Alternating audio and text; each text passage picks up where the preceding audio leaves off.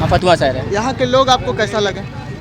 बता रहा हूँ सर कि मुझे बहुत ज़्यादा लोगों के, यहाँ के लोगों में बहुत अच्छी चीज़ है कि गाँव में मैं जब बिहार पहुँचा तो मैंने चंद लाइनें लिखी बिहार के लिए कि कुछ चिल्लर थे जो गिरे खनके जिनकी आवाज़ कुछ दूर तक गई। वो कुछ चिल्लर थे जो गिरे खनके जिनकी आवाज़ कुछ दूर तक गई। वो बेशकीमती जो नोट हुआ करती थी बिहार की किसी कोने में छुप के हमेशा हमेशा के लिए रह गई। इसलिए मैं बिहार आया हूँ, बिहार लिखने आया हूँ। बिहार के लोग बहुत खूबसूरत हैं, इनको बदनाम मत काटो, मुझे भी दर्द होता है, कैसे कहूँ मेरे पास भी शब्द होता है। मत काटो, मुझे लिए पढ़ाई कर रहे हैं। हम तो भिखमंगा होने के लिए पढ़ाई में करते हैं। तो हमारा जो एंड गोल है, पढ़ाई लड़ रहे होते हैं। जहाँ आज़ादी का अमृत महोत्सव मना रहे हैं वहाँ पे कास्टिज्म को लेकर ग्रेवेंस पैदा किया जाता है। अवेयरनेस की कमी है सर। अगर अवेयरनेस को नहीं बढ़ाया गया था इसलिए नाच पा रहा है, कल वो आज़ाद भारत में नहीं रहेगा और अगर नहीं जीवित रह पाएगा तो कुछ भी नहीं कर पाएगा। वीडियो जो होते हैं, जो NOC देते हैं, ठीक है, उसका सही से जिम्मेवारी नहीं निभाते अब उसको लेके मैंने गवर्नमेंट से अपील करी है और उसको लेके मैंने DM को एक ITR फाइल कर रहा हूँ कि हर साल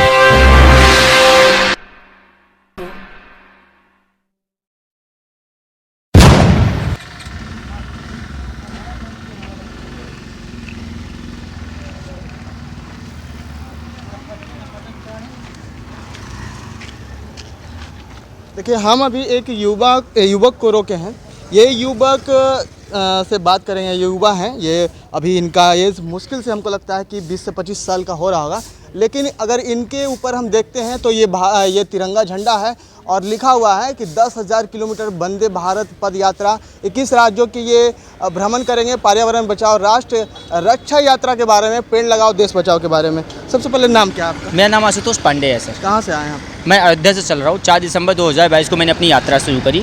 अयोध्या से पहुँचा मथुरा। उसके पीछे की वजह थी कि त्रेता युग से निकल के द्वापर युग में जाऊँगा और कलयुग को बचाने का बीड़ा मैं उठाऊँगा। और आज जो कलयुग की सबसे बड़ी प्रॉब्लम है वो कहीं ना कहीं प्रकृति है। कहा जाता है कि भगवान का गहना बोला जाता है प्रकृति को। आज उसको कहीं ना कहीं हम नष्ट कर रहे हैं। उसको लेकर मैंने कुछ चंद लाइनें लिखी थी जो मैं अभी पढ़ने वाला हूँ कि मत काटो, मुझे भी दर्द होता है, कैसे कहूँ मेरे पास भी शब्द होता है। मत काटो, मुझे भी दर्द होता है, कैसे कहूँ मेरे पास भी शब्द होता है। क्यों नहीं समझते हो इशारों को, क्यों नहीं समझते हो इशारों को, क्या हर बार जुबा का होना ज़रूरी होता है। तो ये एक पेड़ जब काटा जाता है वो कहीं ना कहीं अपने पंखियों से बोलता है कि मत काट, मुझे भी दर्द हो रहा है। लेकिन इंसानी रूप जो जानवर है आज इस चीज़ को समझ नहीं पा रहा है। कल भविष्य में जब इनको इस चीज़ की औकात पता चलेगी, पानी की तरह जब ऑक्सीजन खरीदना पड़ेगा, तब कहीं ना कहीं जो वो पेड़ काट रहे थे उसकी वैल्यू पता चलेगी। मुझे लगता है सर वो 5% लोग नहीं मारे जाएंगे जो ऊपर बैठे हुए हैं, लेकिन जो हमारे 75% लोग गाँव में हैं उनकी स्थितियाँ बहुत ख़राब होने वाली हैं। उसको लेकर मैंने एक जिम्मेदारी उठाई है।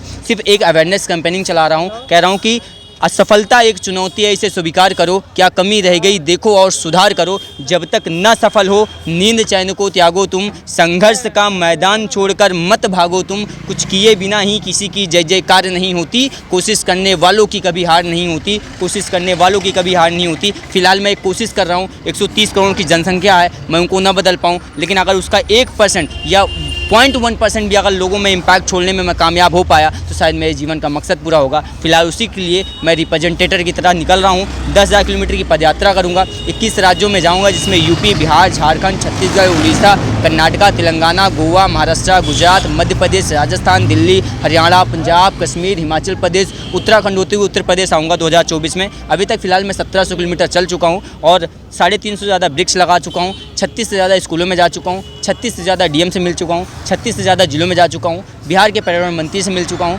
मुख्यमंत्री से मिल चुका हूँ। इन सभी से वैसे एक ही बात करिए कि सर सबसे पहले कुछ कर लीजिए तो भारतवर्ष को बचा लीजिए, संस्कृति को बचा लीजिए, विश्वास को बचा लीजिए, समर्पण को बचा लीजिए और यहाँ के युवाओं को बचा लीजिए। क्योंकि आज का जो हमारा युवा है वो दिन भर केवल सोशल मीडिया पर नाच रहा है। उसको ये पता ही नहीं है कि भारतवर्ष में आज़ाद भारत में रह रहा है। अच्छा, आप ही बताइए, आप इसके पहले क्या कर रहे थे? मैं पिछले 7 साल से शिक्षा के क्षेत्र में काम कर रहा था सर, एजुकेशन इंडस्ट्री में, और सारे कॉम्पिटेटिव सेगमेंट को लीड किया करता था। SSC, बैंक, रेलवे के साथ साथ civil segment, technical, teaching, defence, सारे सेगमेंट को लीड करता हुआ आया हूँ। 7 साल हो गया मुझे काम करते हुए। मेरा 11 लाख का LPA था, 90,000 मेरी सैलरी थी। सभी को रिजाइन करिए फिलहाल। 90,000 आपका सैलरी थी जी। आपने क्यों छोड़ा? इसी के लिए, इन्वायरमेंट के लिए, पर्यावरण को बचाने के लिए। क्योंकि भारत में आपको मैंने क्या बोला कि भारत के लोग बड़ा इमोशनल हैं। जब तक इम्पैक्ट नहीं छोड़ोगे आपको फॉलो ही नहीं करेंगे। तो मैं बोलता हूँ कि जब 90,000 की सैलरी छोड़ दी तो लोग मुझे बहुत ऐसे देखना शुरू करते हैं। उनको लगता है कि यार मैंने 90,000 की नौकरी छोड़ दी, ये क्या कर दिया मैंने। यहाँ पे 20,000 25,000 रुपया लगे लोग नौकरी के लिए कितना मारे। उसका कारण ये है कि उनके पीछे सिर्फ नौकरी है, और नौकरी के अलावा उनके पास कोई ऑप्शन नहीं है, उनके पास स्किल नहीं है। मैं आपसे एक सवाल करता हूँ, विराट कोहली प्लेयर है या स्किल्ड प्लेयर है? स्किल प्लेयर है। बैटिंग जब उन्होंने पहली बार करी होगी तो प्लेयर तो उसी दिन बन गए, लेकिन जैसे उनके पीछे स्किल्ड लगा वो पूरी दुनिया में फेमस हो गए, और पैसा कहाँ से आ रहा था ये उनको भी नहीं पता है। जैसे आप स्किल्ड होते हैं, जिस दिन आपके पास स्किल नाम की कोई चीज़ ऐड हो जाती है, चाहे आप सिंगर बन जाएं अच्छे, चाहे आप अच्छे क्रिकेटर बन जाएं, चाहे अच्छे आप कोडिंग के लिए बन जाएं, चाहे आप अच्छे रिपोर्टर बन जाएं, चाहे अच्छा आप स्पीकर बन जाएं, कुछ भी एक स्किल आप डेवलप कर लीजिए, पैसा बाई प्रोडक्ट हो जाएगा। पैसा कहाँ से आएगा ये आपको पता भी नहीं चलेगा। इस दुनिया में इतना पैसा है, एलोन मस्क पूरी दुनिया का सबसे बड़ा आदमी बन सकता है, तो आप भी पैसा कमा सकते हो। लेकिन आपके पास में सिर्फ एक चीज़ की कमी है, स्किल नहीं है। उसके पास में एक चीज़ की कमी नहीं थी, हमेशा से स्किल्ड हुआ, और कहीं ना कहीं आज चांद पे भी कब्जा करने के लिए सोचना शुरू कर दिया सिर्फ इसी चीज़ के लिए। अगर आपके पास स्किल्ड हो गई तो आप किसी न किसी चीज़ को ऊपर लेके चले जाएंगे, आपके अंदर डर खत्म हो जाएगा। जिस दिन डर खत्म हो जाएगा उस दिन नौकरी मांगना बंद कर देंगे। जिस दिन नौकरी मांगना बंद कर देंगे उस दिन कोई ये कहेगा नौकरी छोड़ के आया हूँ तो गाली देंगे, हट बहुत बढ़िया किया तू नौकरी छोड़ के लिए, जोरदार तालियां एक बार। तो नौकरी नहीं मांगो, मैं कहता हूँ ठीक है, नौकरी नहीं मांगो, क्योंकि नौकरी शब्द ही गलत है। ठीक है, आप उसको बदल के इंडिपेंडेंसी की नाच रहा है, उसको ये पता ही नहीं है कि भारतवर्ष में आज़ाद भारत में रह रहा है और जीवित है इसलिए नाच पा रहा है। कल वो आज़ाद भारत में नहीं रहेगा और अगर नहीं जीवित रह पाएगा तो कुछ भी नहीं कर पाएगा। उसी चीज़ को लेके फिलहाल मैं आप सबके बीच में हूँ। अच्छा, आपको क्या लगता है कि युवा को सुधारने या बिगाड़ने का जिम्मा सिर्फ आपका है कि सरकार का भी है? मुझे लगता है हर व्यक्ति का है सर, हर व्यक्ति न का है। सरकार का है न मेरा है। भारत के 130 करोड़ लोग जो हैं सभी का है, क्योंकि भारतवर्ष न किसी नेता का है न किसी व्यक्ति विशेष का है। भारतवर्ष हर व्यक्तित्व का है, और हर व्यक्ति जो यहाँ पे पैदा हुआ है, जिसने यहाँ पे सांसें ली हैं, जिसने यहाँ पे एक भी पेड़ लगाए हैं, जिसने यहाँ पे अपना कुछ भी दिया है, अपना जीवन लिया है, इस संसार को कुछ दिया है, उसका भारतवर्ष है। और इस भारतवर्ष को बचाने की 130 करोड़ लोग की जिम्मेदारी आज है। हम सिर्फ गवर्नमेंट को गाली दें ये भी सही नहीं है, हम सिर्फ 75% लोग को गाली दें ये भी सही नहीं है। हम अपने जीवन काल में 2.5 पेड़ काटते हैं और यूज़ कर डालते हैं। ठंड में गवर्नमेंट नहीं आती तब तक जलाने के लिए, जो गरीब लोग होते हैं वही जलाते हैं, वही पेड़ काटते हैं, लेकिन क्या वो पेड़ लगाते हैं ये भी सवाल बनता है। अगर आप किसी के ऊपर हम एलिगेशन भी लगाते हैं तो हमें ये भी समझना चाहिए कहीं ना कहीं हम भी उसमें भागीदारी हैं, और हम भी कहीं ना कहीं कुछ ना कुछ काट रहे हैं। 2.5 पेड़ हम भी यूज़ कर रहे हैं पूरे जीवन में, तो 2.5 पेड़ एटलीस्ट लगा के मरें, इतनी तो जिम्मेदारी हमारी बनती है। कहीं ना कहीं आज हम उससे भी दूर होते जा रहे हैं। 130 करोड़ लोग अगर 2.5 पेड़ काट देते हैं तो आप सोचिए 260 करोड़ से ज़्यादा पेड़ काट दिए जाएंगे अगर इस तरीके की स्थितियाँ रहेंगी तो। आपको हम रोकना चाहेंगे। हम बताते हैं आपको कि मनरेगा के तहत बहुत सारा पेड़ वगैरह लगाया जाता है हर एक पंचायत में, ठीक है। जी। उसमें कम से कम 6.5 लाख रुपया उसका स्कीम आता है जी। 5 साल का, जी। ठीक है। लेकिन एक भी वीडियो जो होते हैं जो NOC देते हैं, ठीक है, उसका सही से जिम्मेवारी नहीं निभाते अब उसको हैं। लेके मैंने गवर्नमेंट से अपील करी है, और उसको लेके मैंने DM को एक ITR फाइल कर रहा हूँ कि हर साल हर ज़िले में 35 लाख से ज़्यादा वृक्ष आते हैं, उसको कितने % लगाए जाते हैं और कितने % पेड़ बचाए जाते हैं और कितने % पेड़ बचाए गए, इसका आप मुझे डाटा दे दीजिए। क्योंकि आप उनसे जो लड़ सकते हैं सर, उनसे सिर्फ डाटा के बेस पे बात कर सकते हैं। हम बहस करेंगे नहीं, हमें आपने अच्छा काम किया, आप हमें उसका रिजल्ट दे दीजिए। आप क्यों अच्छा काम क्यों डर क्यों रहे हो, आप मुझे उसका अच्छा रिजल्ट दे दीजिए। इसके लिए मैं मुख्यमंत्री से मिल रहा हूँ और मैंने एक डिमांड करी है कि अगर आप अच्छा काम कर ही रहे हो तो इसकी एक वेबसाइट बना दीजिए। इसकी वेबसाइट बनाने के बाद हमारे जो 27 राज्य हैं वो और 27 राज्यों के ज़िले हैं उनको लिस्ट कर दीजिए। लिस्ट करने के बाद हर ज़िले में कितना पेड़ अलॉटमेंट हुआ है वो आप डाल दीजिए, और वहाँ पे एक ओपन वेबसाइट बनाने के बाद पब्लिक को ऑप्शन दे दीजिए कि अगर उनको लगता है कि इस जगह पे पेड़ लगाया गया और वहाँ पे स्पॉट पे जाता है पेड़ नहीं लगाया गया तो उसकी फ़ोटो क्लिक करे, वीडियो रिकॉर्ड करे और वेबसाइट के ऊपर डाल दे और DM को कहीं ना कहीं नोटिस दे दे। अगर DM ना हो तो पर्यावरण मंत्री उसको नोटिस में। इस तरीके से हम पूरे राज्य को और कहीं ना कहीं कंट्रोल सिस्टम लेके आ पाएंगे और अपने ज़िले को हम देख पाएंगे हमारा ज़िला किस तरीके से पर्यावरण के प्रति जा रहा है। और अगर गवर्नमेंट इस पर अच्छा काम कर रही है तो इस पर विचार करना चाहिए उनको, क्यों डर रहे हैं फिर इस चीज़ के लिए। इसको लेकर मैंने केंद्र सरकार को, राज्य सरकारों को और मैंने होम मिनिस्ट्री को, सभी को मैंने फिलहाल राष्ट्रपति को, मैंने सबको इसके लिए पत्र लिखा है। और फिलहाल 2024 में जब माननीय मुख्यमंत्री से, प्रधानमंत्री से मिलूंगा तो मैं फिलहाल इसी चीज़ को लेकर मिलने वाला हूँ कि सबसे पहले कहीं ना कहीं कुछ बचाना है तो पर्यावरण बचाना, और पर्यावरण को बचाने के लिए आपको ट्रांसपेरेंसी क्रिएट करनी पड़ेगी। ऐसे नहीं चलेगा क्योंकि हम सब मरेंगे, इसके जिम्मेदार अगर सिर्फ आप बन रहे हैं तो कहीं ना कहीं आपको इसकी जिम्मेदारी उठानी पड़ेगी। सिर्फ वोट बैंक बनाने से या वोट मांगने से काम आपका नहीं चलेगा। तो लोग जब सरकार बनती है तो लोग सरकार बनाने से पहले पब्लिक के बीच में जाते हैं जी। और कहते हैं कि हम आपको ये चीज़ सुविधा देंगे, जी। ठीक है, पर्यावरण को ठीक कर देंगे हम। जी। बहुत सारा बाधा में होता है। लेकिन कहीं भी ज़मीनी स्तर पे काम हम नहीं देखते हैं। जी। लोग कहते हैं कि औद्योगिकीकरण करेंगे, ठीक है, लेकिन एक तरफ आप ब्रिज को काट करके जी। आप औद्योगिकीकरण तो कर देते हैं, लेकिन आप कहीं दूसरे जगह पे वृक्ष नहीं लगाते हैं।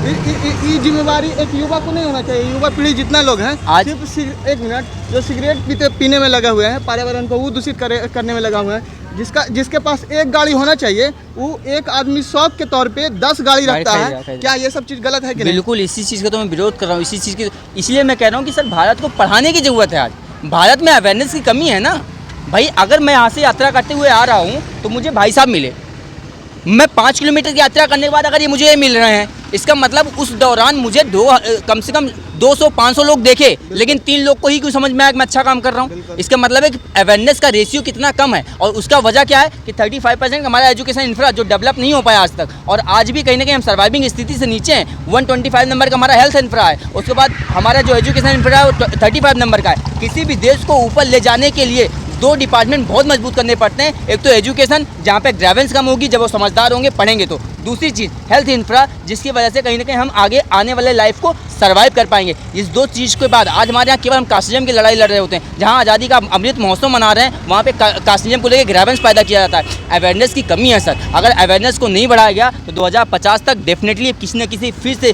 गुलामी के रास्ते पर हम चले जाएंगे। जैसे भारत में 200 साल पहले ईस्ट इंडिया कंपनी आई थी, उसने हमें रोजगार देने के माध्यम से कहीं ना कहीं हमारे ऊपर एक कब्जा किया 200 साल तक, उसी तरीके से हम फिर जाने वाले हैं, उसी स्थिति में जाने वाले हैं। आज हमारे पास में 150 लाख करोड़ का लायबिलिटी है। जितने लोग खड़े हैं इन सब के ऊपर 1,30,000 रुपए का लायबिलिटी है। इनको पता ही नहीं है इसके बारे में। आने वाले 2050 तक $470 मिलियन की इकोनॉमी अगर हम लॉस कर जाएंगे तो हम कहाँ सस्टेन करेंगे, कोई सोच भी नहीं सकता। इस पर कहीं ना कहीं समझने की और विचार करने की जरूरत है। यूथ को आना पड़ेगा। 55% यूथ है, उनको नाचने से काम नहीं चलेगा, राष्ट्र निर्माण के लिए काम करना पड़ेगा। एक बात और आपसे पूछना चाहते हैं। लोग हम देखते हैं कि कई लोग गलत काम करते हैं, जो सिगरेट पीते हैं वो ऐसे करके पीते हैं, लोगों को दिखाते हैं, लोग उस पर अंकुश नहीं लगाता है। लेकिन हमारी माँ बहन, जिसको हम लोग बोलते हैं कि मासिक हो गया उसको, ठीक है, उस चीज़ को लेकर के जाते हैं, तो छुपा करके लेके जाते हैं।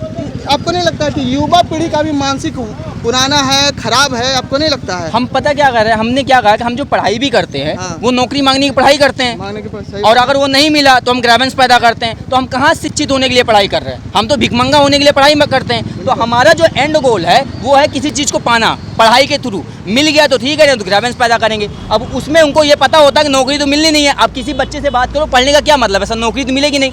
उसका ये होता है कि मैं पढ़ूँ किस लिए, क्योंकि नौकरी तो नहीं मिलेगी। उसको पता ही नहीं है कि एजुकेशन नौकरी के लिए नहीं होता, आपके व्यक्तित्व को चेंज करने के लिए होता है, आपको गलत और सही का डिसीजन लेने के लिए आपको काबिल बनाता है। अगर वो सही में शिक्षित होते तो वो सिगरेट पियेंगे, कोई प्रॉब्लम नहीं है, लेकिन सिगरेट ऐसी जगह पियेंगे जहाँ पे सामने वाले को प्रॉब्लम नहीं होगी, जहाँ पे हमारा वातावरण दूषित नहीं होगा, जहाँ पे इक्वालिटी ऑफ रिलीजन्स की बात करेंगे, इक्वालिटी ऑफ जेंडर की बात करेंगे, इक्वालिटी ऑफ कास्टिज्म की बात करेंगे, जहाँ पे इक्वालिटी ऑफ एजुकेशन को लेकर बात करके भारत की इकोनॉमी में कंट्रीब्यूट करने की बात करेंगे। आज हम सिर्फ बात करते हैं किसमें, कास्टिज्म की। आज हम बात करते हैं मेल और फीमेल जेंडर को लेकर। कहाँ हमारे में अवेयरनेस है? जब अवेयरनेस की कमी है तो कहाँ विकसित हो पाएंगे। और भारत जैसे देश में सर लिखा होता है यहाँ थूकना मना है, तो वहीं थूकते हैं। इस तरीके की स्थिति है जिस देश में कीड़े मकोड़े की तरह लोग रह रहे हैं, ठीक है,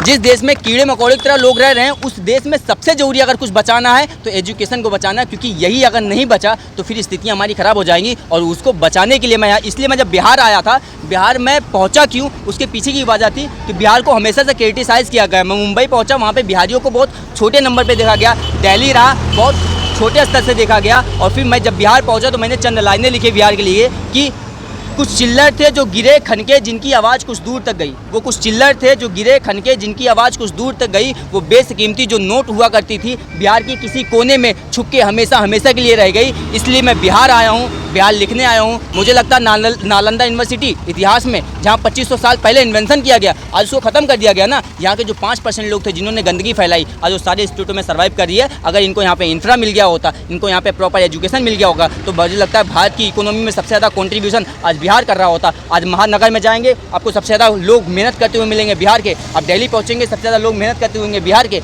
आज भी बिहार के लोग इकोनॉमी में कंट्रीब्यूट कर रहे हैं, लेकिन उनको बिहार में क्यों जगह नहीं मिली, इस पर विचार करने का समय है। आज अब मैं यहाँ पे पहुँचा हूँ तो यहाँ पहुँचने पे पता चल रहा है कि जनगणना करवाई जा रही है कास्टिज्म के बिहार पर। अब आप सोचिए, देखिए, जिस देश में, जिस राज्य में कास्टिज्म को लेके जनगणना करवाई जाए, उस राज्य का क्या विकास होगा। हम आज भी मानसिकता रूप पे हमने बांट दिया, हिंदू मुस्लिम सिख ईसाई आपने बांट दिया, आपने अपना वोट बैंक बनाना शुरू कर दिया। अभी से 2024 की तैयारी करना शुरू कर दिए। क्यों कर रहे हैं भैया? आप अच्छे काम भी तो करके, आप एजुकेशन का नाम लेके भी तो चुनाव जीत सकते हो। क्या केजरीवाल चुनाव नहीं जीते? एजुकेशन पे ही लड़ाई लिए, काशी तो लड़ाई नहीं लड़े। तो इसका मतलब वहाँ के लोग दूसरी बार मुख्यमंत्री बने, मतलब लोग समझ रहे हैं, वैल्यू दे रहे हैं, एजुकेशन को वैल्यू दे रहे हैं। आज का यूथ बढ़ रहा है, उसको एटलीस्ट कैंपेनिंग तो करो, क्योंकि भारतवर्ष के जो लोग होते हैं बहुत इमोशनल होते हैं, किसी न किसी के फॉलोअर बनते हैं। मैं कहता हूँ कि कुछ सुनना सभी की, करना अपने मन की, फॉलोअर मत बनो किसी के, क्योंकि फॉलोअर बनते हैं और उसकी वजह से उनका इमोशन की वजह से उनको काट लिया जाता है और सिर्फ वो बेवकूफ़ बन के घूमते रहते हैं। बाद में चुनाव आएंगे, लड़ेंगे हाथ में और बाद में गेट पे खड़े रहेंगे, उनका सुना भी नहीं जाता है। इसके बाद आपको कहाँ जाना है? इसके बाद सर मैं बिहार शरीफ होते हुए निकलूंगा।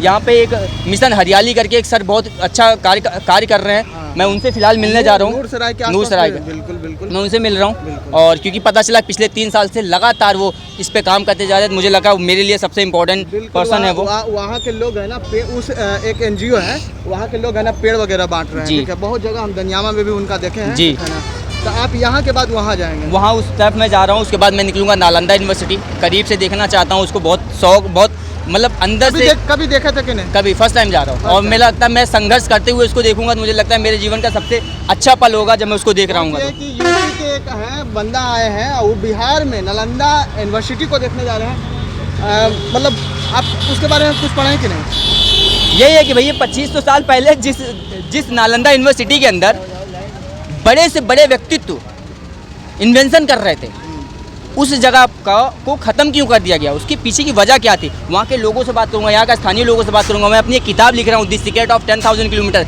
उसमें मैं स्पेशल बिहार लिख रहा हूँ, स्पेशल बिहार की खूबसूरती लिख रहा हूँ, क्यों कमी है, क्या कमी है, उसको लिख रहा हूँ। ऐसा इसको कैसे बढ़ाया जा सकता है उसके बारे में कोशिश करूँगा कुछ चंद लाइनें लिखने के लिए। फिर मैं बोध गया पहुँचूँगा, जहाँ पर भगवान बुद्ध को पहली बार ज्ञान मिला, तो उस जगह पे जाऊंगा, उस पवित्र स्थान पे जाऊंगा जहाँ से हो सकता है मेरे व्यक्तित्व में थोड़ा बहुत चेंज आए। उसके बाद फिर मैं आगे की तरफ निकलूंगा, रांची, जहाँ पे मैं। ये शहर कौन सा आप जानते हैं? फतुहा शहर है। हाँ, फतुहा शहर है। यहाँ के लोग आपको कैसा लगे? बता रहा हूँ सर कि मुझे बहुत ज़्यादा लोगों के, यहाँ के लोगों में बहुत अच्छी चीज़ है कि डाउन टू अर्थ है, प्यार बहुत है। लेकिन बस वही है कि मुझे लगता है कि आज थोड़ी सी अवेयरनेस की कमी। मुझसे पूछते हैं, अभी मैं आ रहा था भैया मुझसे पूछे भैया क्या है ये, तो मैं बोला भैया पर्यावरण को लेकर काम कर रहा हूँ। अच्छा मुझे इसके बारे में बताएंगे थोड़ा सा? अब आप समझ के देखिए, वो चाहते हैं उनको अच्छी चीज़ें बताई जाए, लेकिन उनके लिए कैंपेनिंग नहीं कराई गई कभी भी। अगर ये कैंपेनिंग कराई गई होती, जो यहाँ पे नाच रहे हैं, जो यहाँ की भोजपुरी इंडस्ट्री को कहीं ना कहीं बदनाम कर रहे हैं, जो चल छैया पे दिन भर नाच रहे हैं, ऐसे फालतू के गाने बना रहे हैं, उनको कहीं ना कहीं विचार करना चाहिए कि इसलिए कैंपेनिंग करें। जो यहाँ के सो कॉल्ड सेलिब्रिटी हैं उनको भी आना चाहिए, इसलिए कैंपेनिंग करना चाहिए। तुम काम करो, इंडस्ट्री में काम करो, कुछ अच्छे भी काम कर सकते हो, अच्छी इसके लिए मूवी बना सकते हो। इन्वायरमेंट को लेकर सबसे ज़्यादा पॉल्यूटेड शहर बिहार इस टाइम कंजम्पशन किया गया, अभी डाटा था इसके ऊपर भोजपुरी इंडस्ट्री में, इसके लिए मूवी बनती। मुझे लगता है ये ऑस्कर में भी जा सकती थी, क्योंकि आपने इन्वायरमेंट पे काम किया, जो ग्लोबल मार्केट की प्रॉब्लम है उस पर रिसर्च करिए। कंटेंट ही नहीं है, आप कपड़ा उतार के दिन भर नाच। आपको अगर पूरा भ्रमण हो जाता है आपका ये 10,000 किलोमीटर का, उसके बाद आप क्या करने? फिर यही करूँगा। 75 ज़िले हैं उत्तर प्रदेश के, 75 ज़िलों में 75 बड़े इवेंट करूँगा। फिर अपने ज़िले में आऊँगा, अपने ज़िले की एक तहसील को पकड़ूंगा, उस तहसील को सबसे खूबसूरत बनाऊँगा। और उसके बाद क्योंकि जब पूरे राज्य से घूम के आऊँगा तो अच्छे अच्छे व्यक्तित्व को लेके आऊँगा। 3 चीज़ की ज़रूरत पड़ेगी इसमें। एक तो आशुतोष पैदल चलेगा, पेड़ लगाएगा, खोदेगा, इतना ही पता है उसको। दूसरा फाइनेंस की ज़रूरत पड़ेगी, कुछ अच्छे लोग हैं जिनको इन्वेस्टर के तौर पर लेके आऊँगा, और कुछ होंगे जो ज्ञान देंगे, जिसको पता होगा कि पेड़ कैसे लगाना है, किस तरीके के पेड़ लगाना, किस ज़मीन में पेड़ लगाना है। वो आएंगे जो लोगों को अवेयर करेंगे। 3 लोग को जोड़ने का काम करूंगा और अपने शहर की एक तहसील को पकड़ूंगा, जिसको मैं खूबसूरत बनाऊंगा। और इतना ही सपना है सर, कम से कम कुछ नहीं तो एक तहसील तो खूबसूरत बना ही दूँ मेरे जीवन में। अभी आप देख रहे थे ये आशुतोष पांडे जी हैं और अयोध्या से चल करके पर्यावरण को बचाने का एक कोशिश इनका है। 10,000 किलोमीटर ये चल करके एक अच्छा कोशिश है। ये 20 से 25 साल का एक युवा है। आज का जो युवा है वो कहीं ना कहीं अपना पूरा का पूरा जीवन धूम्रपान वगैरह और गलत चीज़ों में व्यतीत कर देता है। लेकिन ऐसे युवा अगर बिहार में भी पैदा लें, अब बिहार के लोगों को भी जागरूक अगर करते हैं तो हमको लगता है कि अगर बिहार क्या, अगर हर एक राज्य में अगर पैदा लेते हैं तो हमको लगता है कि भारत एक सबसे खूबसूरत देश बन सकता है।